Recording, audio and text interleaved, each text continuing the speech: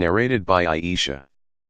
Hind, the mother of Muawiyah, said to Allah's Messenger, peace be upon him, Abu Sufyan, her husband, is a miser. Am I allowed to take from his money secretly?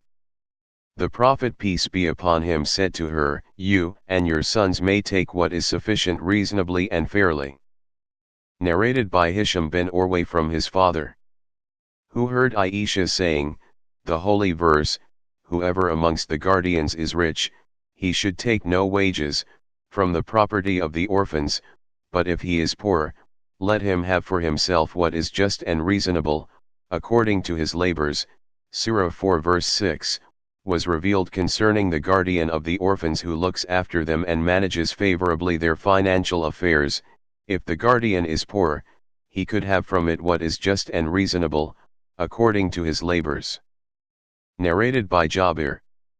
Allah's Messenger, peace be upon him, gave preemption to the partner in every joint property, but if the boundaries of the property were demarcated or the ways and streets were fixed, then there was no preemption.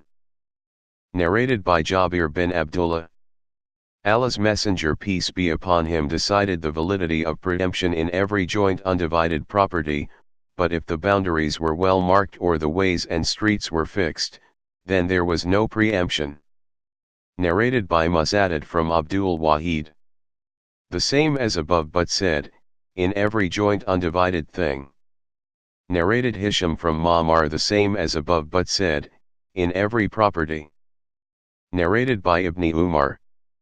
The Prophet, peace be upon him, said, while three persons were walking, rain began to fall and they had to enter a cave in a mountain. A big rock rolled over and blocked the mouth of the cave. They said to each other, invoke Allah with the best deed you have performed, so Allah might remove the rock. One of them said, O Allah! My parents were old and I used to go out for grazing, my animals. On my return I would milk the animals, and take the milk in a vessel to my parents to drink. After they had drunk from it, I would give it to my children, family, and wife. One day I was delayed and on my return I found my parents sleeping, and I disliked to wake them up. The children were crying at my feet, because of hunger. That state of affairs continued till it was dawn. O Allah! If you regard that I did it for your sake, then please remove this rock so that we may see the sky. So, the rock was moved a bit. The second said, O Allah!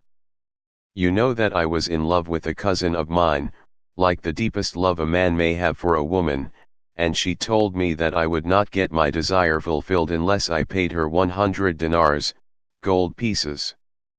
So, I struggled for it till I gathered the desired amount, and when I sat in between her legs, she told me to be afraid of Allah, and asked me not to deflower her except rightfully, by marriage.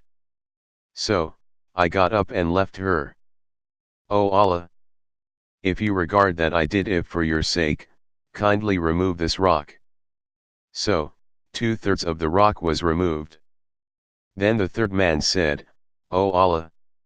No doubt you know that once I employed a worker for 1 farak, 3 essays, of millet, and when I wanted to pay him, he refused to take it, so I sowed it and from its yield I bought cows and a shepherd.